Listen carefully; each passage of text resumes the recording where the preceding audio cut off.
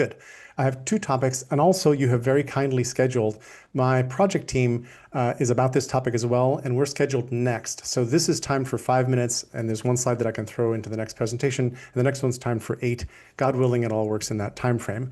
The first thing I want to talk about is a very short topic that is unrelated, but at the end you'll see it's kind of related, which is that we're amnesic.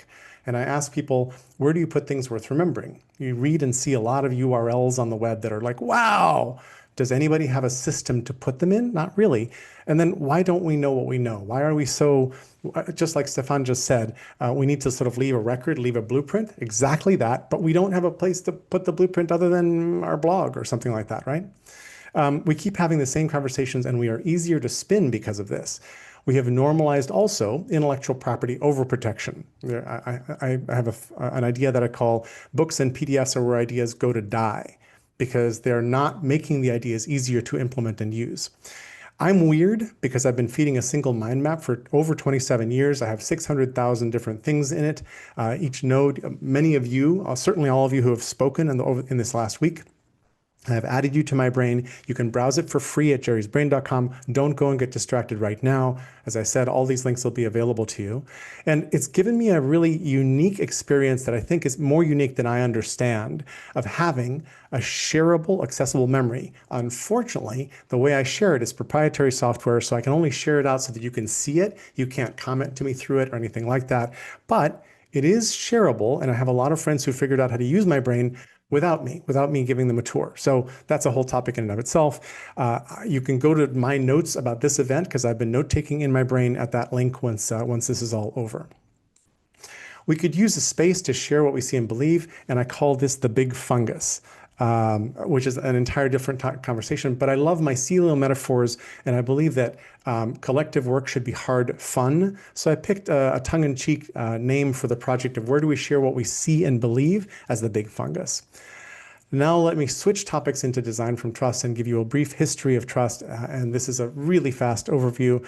I think we used to know how to live in community on commons. This was not innate to human activity, to societies. This was hard-won wisdom. We then, somewhere along the road, and it's a great dinner conversation over wine, lost faith in humans, and we handed the system over to system designers, institutional designers, to design systems as if everybody was a bad actor.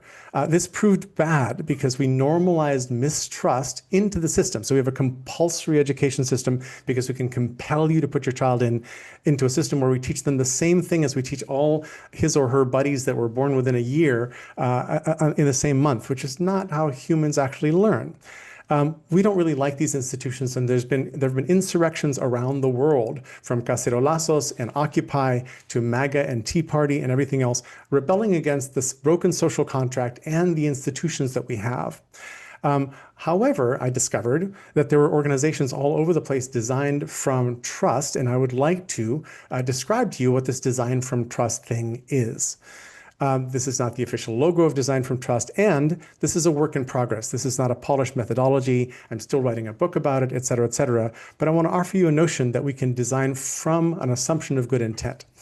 Let me start by saying, raise your hand if you've used the Wikipedia ever. Very likely, good, all hands go up. Do you remember the day that you realized how Wikipedia works? That there's this thing that says anyone can edit at the top of the page, and then any idiot, any monster on the web can go make a change to every page. What is up with that? That's just ridiculous, right?